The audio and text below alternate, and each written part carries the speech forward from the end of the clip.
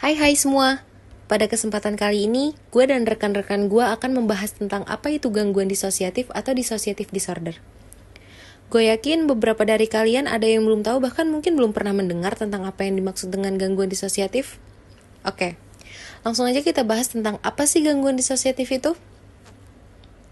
Gangguan disosiatif sendiri merupakan sekelompok kondisi mental yang ditandai dengan terganggunya atau terputusnya fungsi mental seperti ingatan, identitas, kesadaran, dan persepsi. Gangguan ini tergolong dalam kategori gangguan trauma dan stresor yang terkait dengan trauma PTSD dalam Diagnostic and Statistical Manual of Mental Disorder. Adapun jenis-jenis dari gangguan disosiatif itu adalah sebagai berikut. Yang pertama ada amnesia disosiatif, yang dimana hilang ingatan sebagian atau seluruhnya atas peristiwa baru-baru ini yang biasanya bersifat traumatis atau stres. Yang kedua ada fugue disosiatif. Bersamaan dengan amnesia, terdapat pula tindakan pengembaraan yang disengaja, jauh dari rumah atau tempat kerja, sehingga perawatan diri tetap terjaga. Yang ketiga ada pingsan disosiatif. Pingsan setelah trauma dan tidak adanya gangguan fisik atau kejiwaan lain yang mungkin menjelaskannya. Kemudian yang keempat ada gangguan trans dan kerasukan, yang dimana hilangnya sementara rasa identitas pribadi dan kesadaran penuh terhadap lingkungan. Kadang-kadang individu bertindak seolah-olah kesurupan. Yang kelima, gangguan disosiatif pada gerakan dan sensasi. Pada jenis ini terjadi hilangnya gerakan atau gangguan gerakan dan hilangnya sensasi. Yang keenam ada gangguan motorik disosiatif, yaitu hilangnya kemampuan untuk menggerakkan seluruh tubuh atau sebagian anggota tubuh lainnya. Yang ketujuh ada kejang disosiatif. Nah, pada jenis ini meniru serangan epilepsi, contohnya itu seperti kejang. Yang kedelapan ada anestesi disosiatif dan kehilangan sensorik. Nah, pada jenis yang terakhir ini terdapat hilangnya sensasi pada kulit atau hilangnya fungsi indera khusus yang lainnya. Intervensi apa sih yang akan dilakukan dalam menangani gangguan disosiatif tersebut? Mari kita bahas sama-sama. Penanganan gangguan disosiatif umumnya melibatkan kombinasi beberapa intervensi. Yang pertama ada psikoterapi.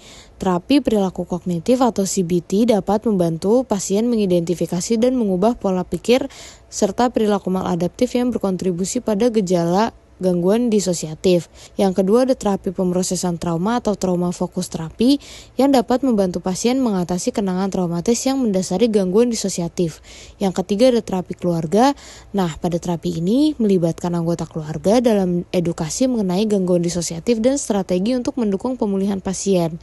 Yang terakhir ada terapi kelompok. Nah, terapi kelompok ini memberikan ruang aman bagi pasien untuk berbagi pengalaman dan mendapatkan dukungan dari orang lain yang memiliki kondisi serupa. Lalu, selain psikoterapi, ada pula farmakoterapi yang dapat membantu gejala gangguan disosiatif. Pada farmakoterapi ini, hal yang dapat dilakukan adalah mengkonsumsi obat-obatan. Dan obat-obatan yang dapat dikonsumsi pada farmakoterapi adalah antidepresan, antikolinergik, dan penstabil suasana hati. Dari obat-obatan itu, kalian tahu nggak sih masing-masing kegunaannya? Untuk yang belum tahu, biar gue menjelaskan. Jadi sesuai namanya, antidepresan berguna untuk mengatasi gejala depresi dan kecemasan yang sering menyertai gangguan disosiatif. Lalu, antikolinergik membantu mengendalikan gejala amnesia disosiatif dan depersonalisasi.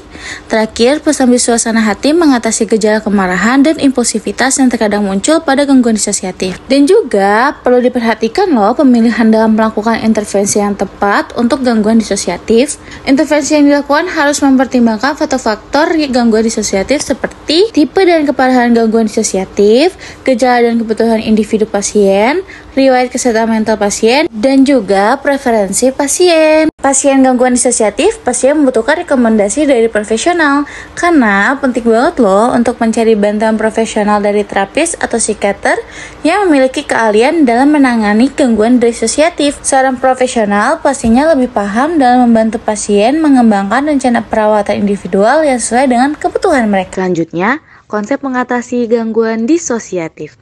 Banyak penelitian terkait penanganan gangguan identitas disosiatif berfokus pada mengintegrasikan kepribadian alter ke dalam sebuah struktur kepribadian yang kohesif.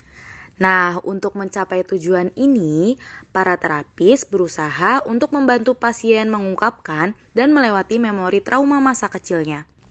Ada ahli yang mengatakan, dalam hal ini terapis dapat meminta kliennya untuk memejamkan matanya dan menunggu kepribadian alter tersebut muncul. Oke, sekian penjelasan tentang gangguan disosiatif dari gue dan teman-teman gue. Terima kasih semua.